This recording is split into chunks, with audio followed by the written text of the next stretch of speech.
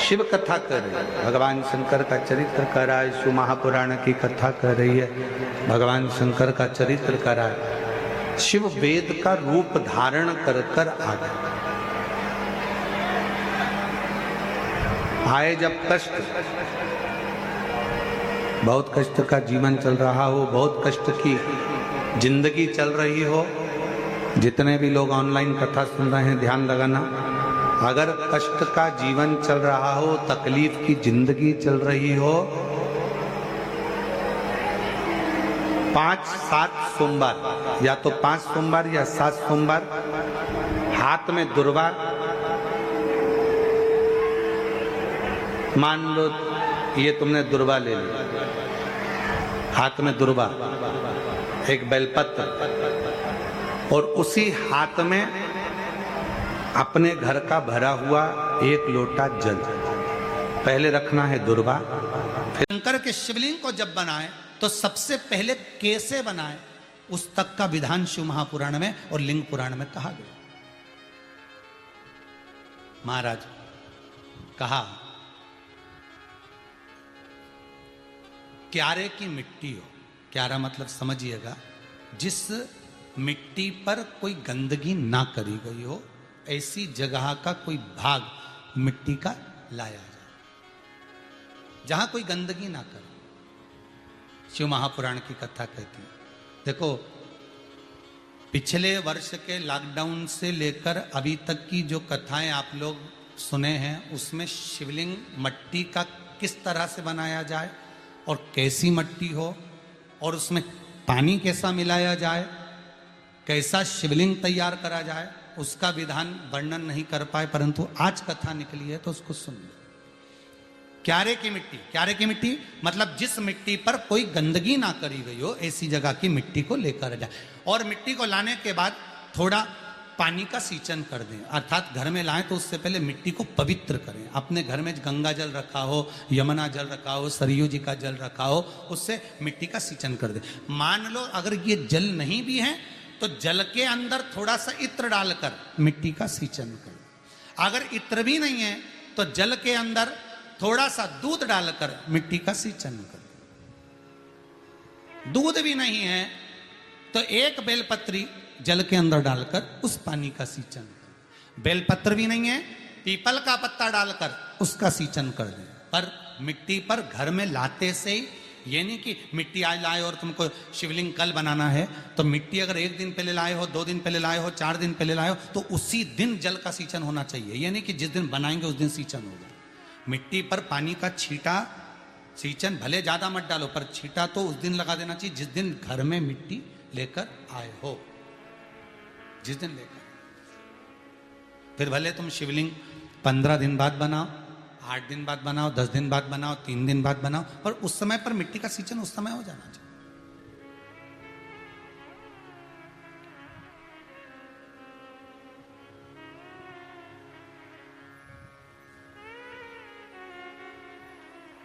फिर कहा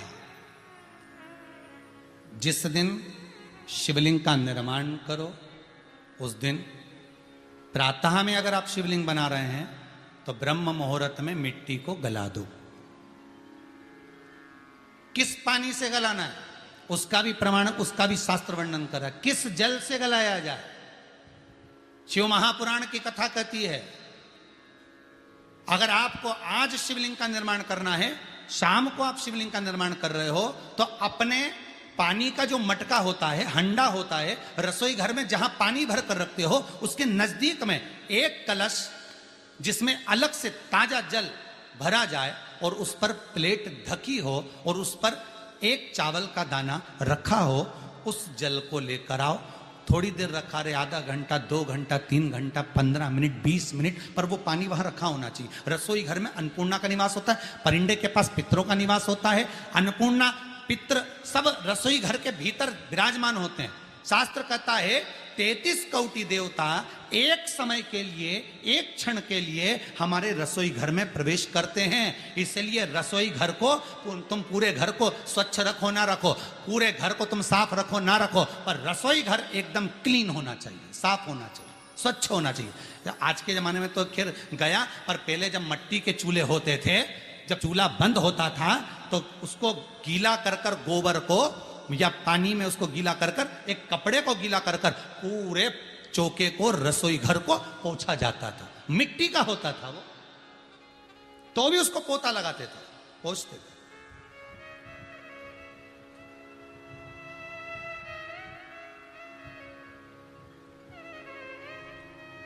तो पहला क्रम है पार्थिव शिवलिंग का निर्माण।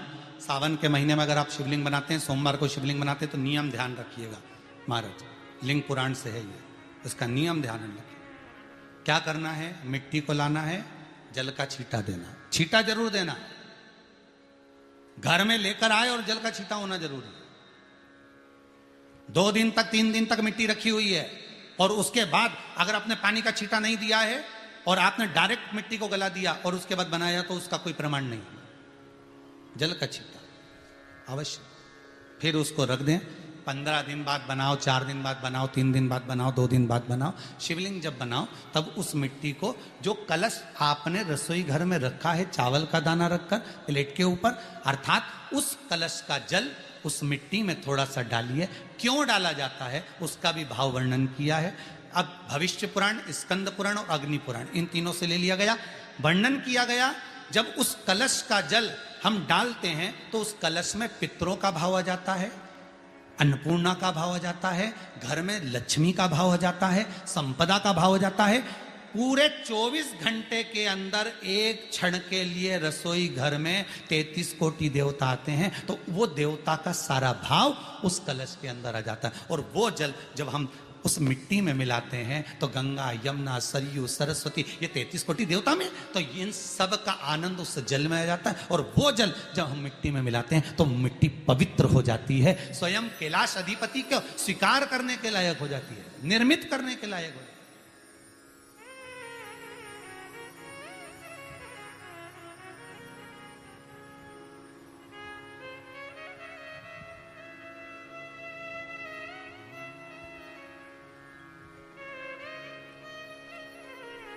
शिवलिंग का निर्माण। अब शिवलिंग का निर्माण कैसे करना, मिट्टी में गला दिया पानी में। सबसे पहले शिवलिंग बनाने से पहले पात्र जो होता है उसके नीचे एक बेलपत्र रखी जाती है। क्या रखना है, एक बेलपत्र।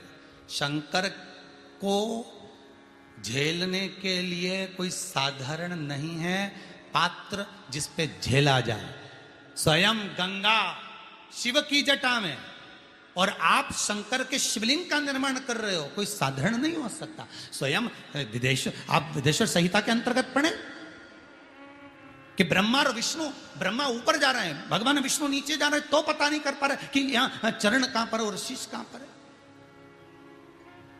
उसको जान ही नहीं पा रहे।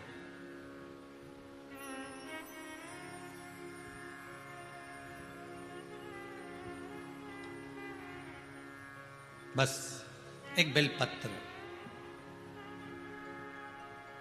साधारण भाव में, बेलपत्र भी सीधा भाग, और इस बेलपत्र की जो डंडी है वो उत्तर दिशा में रखना है थाली के अंतर्गत। जब आप शिवलिंग का निर्माण करें उत्तर, इसके ऊपर जो गलाई हुई मिट्टी है वो डाल दीजिए, और डालने के बाद सबसे पहले शिवलिंग का स्वरूप बनाना है। सबसे पहले नीचे की जलाधारी नहीं बनाना, क्या बनाना है, शिवलिंग का स्वरूप बनाना। बनाने के बाद उसी शिवलिंग के पास में और मिट्टी डाल लीजिए, फिर जलाधारी का निर्माण करिए, फिर जलाधारी।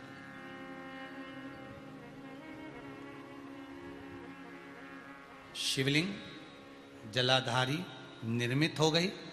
शंकर जी का संपूर्ण परिवार शिवलिंग में रहता है, आपको पहले भी कहा। भगवान भूत अधिपति भूतेश्वर भगवान शिव का संपूर्ण परिवार शिवलिंग में, पहले भी कथा में कहा, आज फिर आपको वर्णन कर देते हैं। जैसे ये जलाधारी है गोल, ये चरण है, ये शिवलिंग है।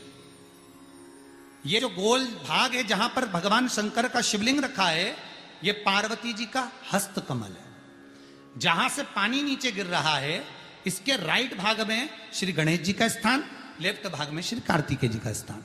बीच में जो एक मोटी सी लाइन होती है जलाधारी में है, वो पार्वती जी के सुंदर पुत्री अशोक सुंदरी का स्थान। शंकर जी के ऊपर जो तिकोनी रखी रहती है, उसके ऊपर से जो जल बूंद बूंद नीचे गिरता है, ये जो पानी बूंद बूंद नीचे गिरता है, या आप कलश से जल चढ़ाते हो या आप श्रृंगी से जल चढ़ाते हो, तो ये जो पानी गिर रहा है, ये शंकर भगवान की 5 पुत्रियां, जया, विषहरा, शामरी बारी, दौतली और देव, ये शंकर जी की 5 बेटी, 5 पुत्री। कार्तिकेय भी है, गणेश भी हैं, अशोक सुंदरी भी है, शंकर जी की 5 बेटियां भी हैं, शंकर भी है और पार्वती भी। अर्थात शिव जी के परिवार में आपको गणेश जी की पूजन अलग करने जाने की जरूरत नहीं पड़ेगी, शंकर के परिवार में पार्वती जी की पूजन अलग करने जाने की जरूरत नहीं पड़ेगी, कार्तिकेय की पूजन अलग जाकर करने की जरूरत नहीं है। शंकर का परिवार, शंकर के शिवलिंग के साथ में उस जलाधारी में संपूर्ण परिवार शंकर का विराजमान है, संपूर्ण परिवार, कुछ भी नहीं, संपूर्ण और पूरा परिवार है महाराज। फिर वही बात आई, ध्यान दीजिएगा, जिस व्यक्ति को नींद ना आवे, रात्रि को सोते समय टेबलेट खाने की जरूरत नहीं, शंकर भगवान की 5 पुत्रियों का नाम लीजिए। जया, हाथ में जल लो, पलंग पर बैठो, जल हाथ में लिया, जया आचमन कर लो, विषहरा आचमन कर लो, शामली बारी आचमन कर लो, दौतली आचमन कर लो और देव आचमन कर लो। ये शंकर की जो 5 पुत्रियां हैं, ये ऐसी पुत्रियां हैं जो निंद्रा देवी को लेकर आती हैं और हमें विश्राम का आनंद सुख प्रदान करती हैं, हमारे नयनों पर विराजमान रहती।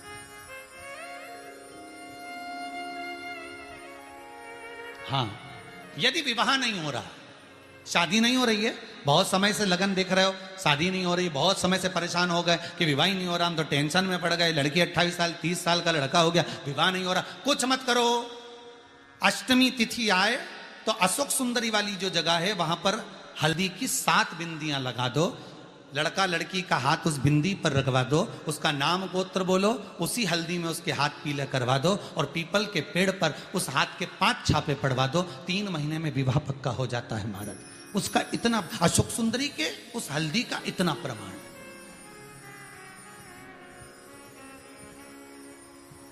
3 माह के अंतर्गत विवाह नक्की हो गया। इतना इतना प्रमाण है महाराज, भगवान शिव की आराधना का कोई साधारण फल है महाराज। निर्मित करा शिवलिंग। एक बार सब जितने भी टीवी पर बैठे हैं, सम्मुख में कथा सुन रहे हैं,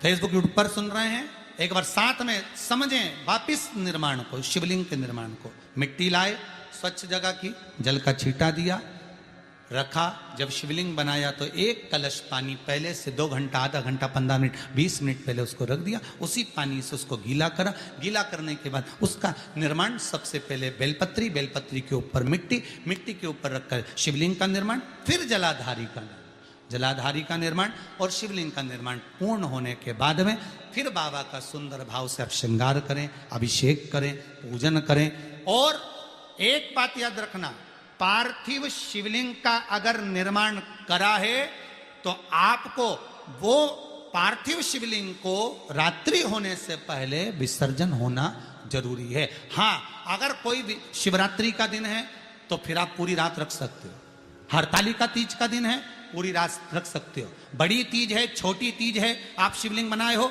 तो आप पूरी रात रख सकते हो, विशेष कोई उत्सव है, श्रावण का महीना है, पूरी रात रख सकते हो। पर बाकी के समय अगर आप शिवलिंग का निर्माण करें तो उसको सूर्यास्त होने के पहले आप उसको नदी में, जल में, जलाशय में विसर्जन करें।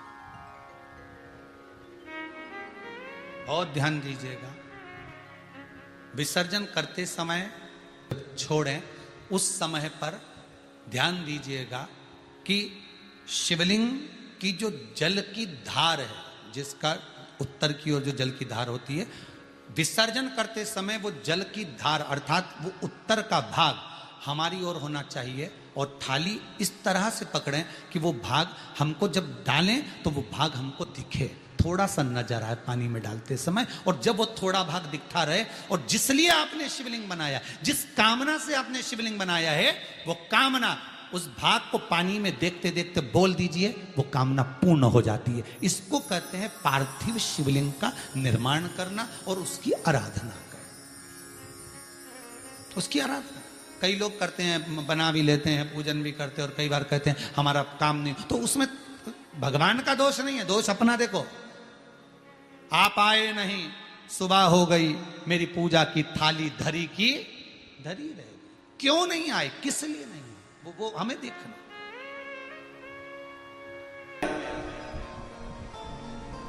सनातन के प्रत्येक व्यक्ति के घर में बच्चा बच्चा ये जानता है कि तुलसी के पौधे की पवित्रता कितनी होती है, पीपल के वृक्ष की पवित्रता कितनी होती है, बट वृक्ष की पवित्रता कितनी होती है, बेलपत्र के पौधे की, बेलपत्र के वृक्ष की पवित्रता कितनी होती है, वो जानता।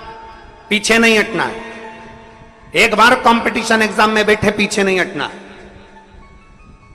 और जितने मेरे शंकर के भक्त 17 अगस्त को कांवड़ यात्रा में आ रहे हैं, जितने बेटे बेटियां कांवड़ यात्रा में सीहोर आ रहे हैं, उनसे निवेदन करूंगा, सीहोर आने से पहले अपने दिल को पहले पक्का कर लेना, मजबूत कर लेना कि मैं कांवड़ भरने जा रही हूं तो बाबा भी मुझे कहीं ना कहीं ज्वाइनिंग जरूर कराएगा, ये निश्चित है। मेहनत करूंगी 4 गुना।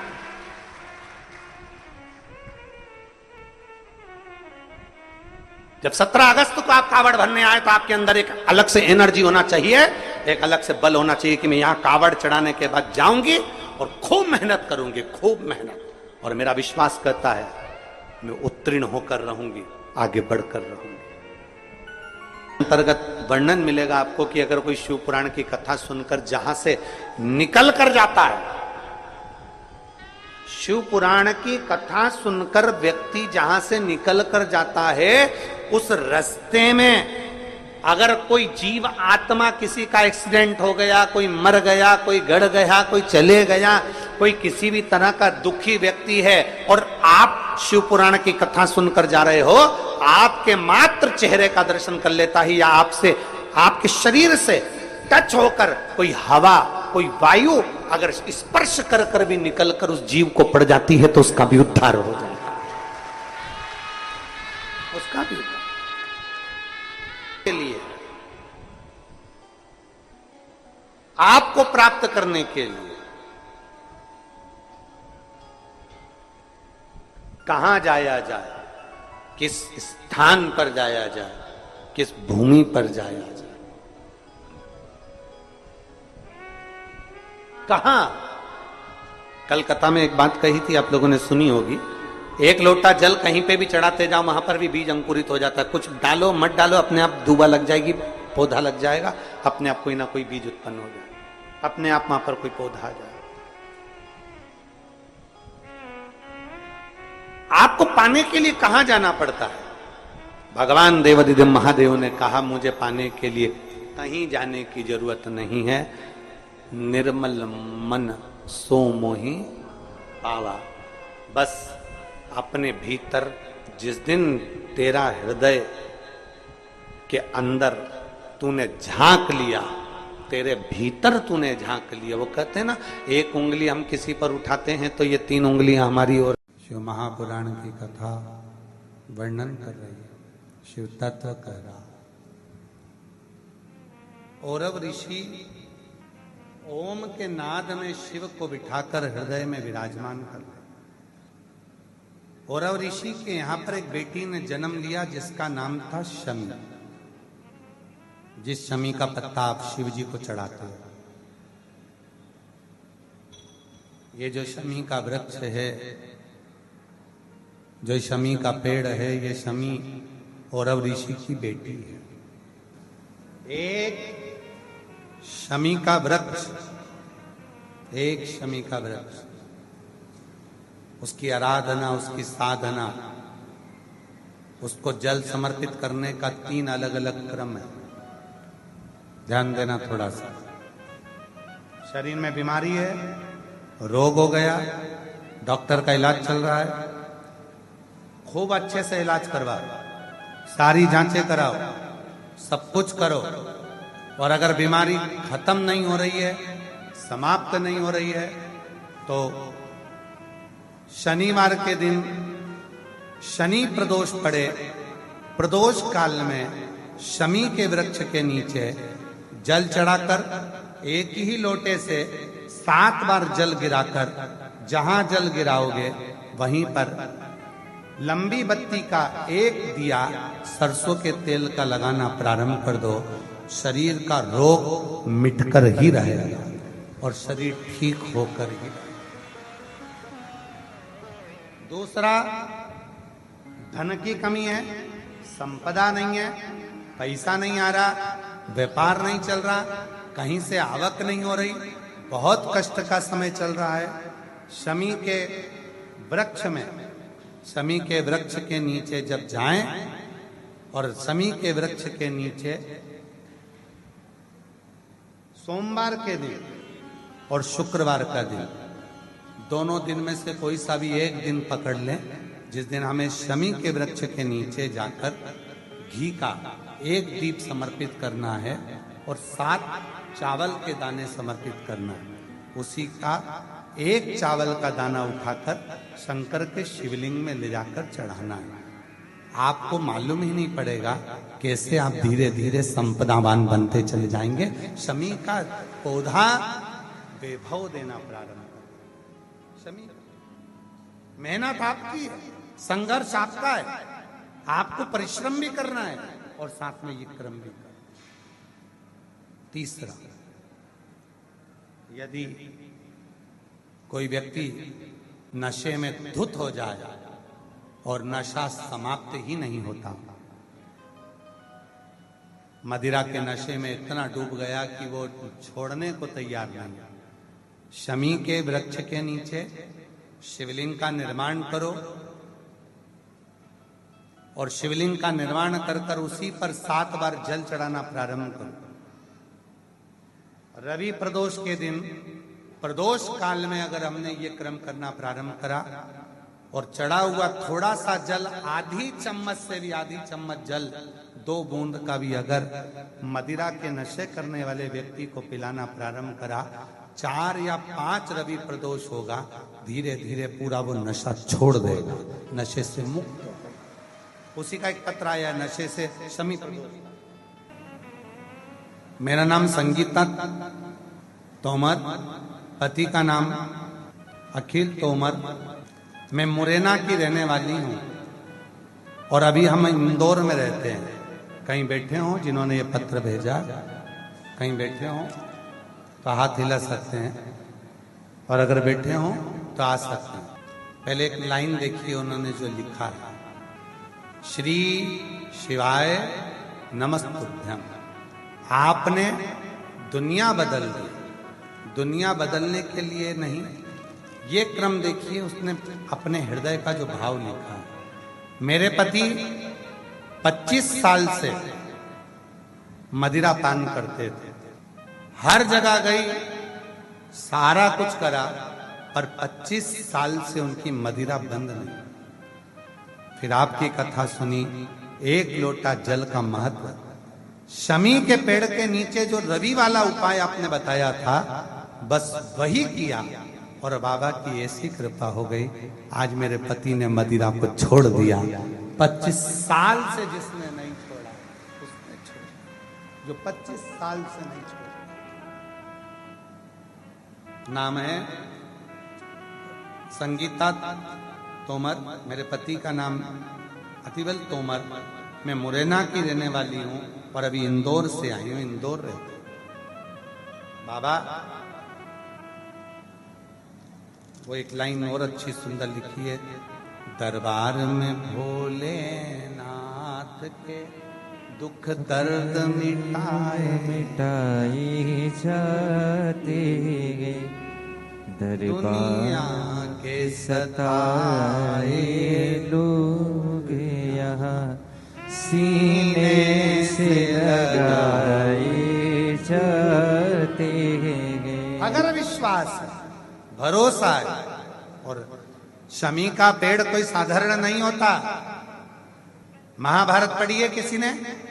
महाभारत पढ़ी नहीं हो तो सुनी है किसी ने? देखी है किसी ने? अगर महाभारत का अध्ययन करोगे, गीता प्रेस गोरखपुर की महाभारत लेकर आओ, उसका अध्ययन करिए, उसमें मिलेगा पांडवों ने वन के समय पर अपने अस्त्र शस्त्र अगर कहीं रखे थे तो शमी के पेड़ के ऊपर रखे थे। कालिदास जी ने महाकवि कालिदास जी ने अगर कोई ज्ञान प्राप्त करा था तो शमी के वृक्ष के नीचे करा था। शमी के नीचे संपूर्ण। ध्यान देना, आज के जमाने में लोग बात कहते हैं क्यों गुरुजी शमी का पेड़ क्या घर में नहीं लगा सकते? घर के अंदर नहीं, घर की छत पर लगाओ। घर के जो तुम्हारा घर हाल कमरा इसके अंदर नहीं लगाना, घर के बाहर लगाओ। और लगाना भी ऐसा कि जाते समय शमी का पेड़ सीधे हाथ में पड़े और आते समय शमी का पेड़ उल्टे हाथ पर पड़े। जब जाते समय घर से शमी का पौधा, छोटा सा पौधा, और जब शमी का पौधा बड़ा हो जाता है तुम्हारी कमर की आकृति से भी ऊंचा पहुंचने लगे तो उसको फिर कहीं दूसरी जगह लगा। शमी का पौधा जितना छोटा होगा और आप अपने घर से जब बाहर निकलते हो सीधे हाथ की ओर अगर शमी का पौधा होगा तो आपको एक ना एक दिन संपदावान करोड़पति तो बनाकर ही रहेगा। शमी के पौधे में वो बड़ा, पर पौधा कितना बड़ा चाहिए? जम के बोलो जरा।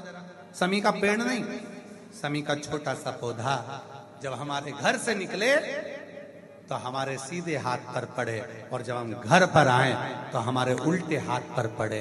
क्यों? जब शमी का पौधा घर में आते समय उल्टे हाथ पर रहता है तो हमारे पीछे अगर किसी ने भी कोई टोना कर दिया, कोई टोटका कर दिया, कोई कुछ भी कर दिया तो वो हमारे घर के अंदर प्रवेश नहीं करता, वो बाहर की बाहर रह जाता है। शमी के पौधे में वो बल होता है। शमी के पौधे में वो ऊर्जा होता है। पर इतने सारे ज्ञान देने वाले आज के जमाने में आ गए, उन्हें यूट्यूब पे देखो, रोज एक ना एक महाराज आ जाएगा और आके कह देगा शमी का पौधा मत लगाना, बेलपत्री का पौधा या मत लगाना, कहीं आंवले का, अभी वो कल का पत्र था, आंवले का पौधा और बेलपत्री का पौधा साथ मत लगाना, ऐसा हो जाए। अरे क्या हो जाएगा?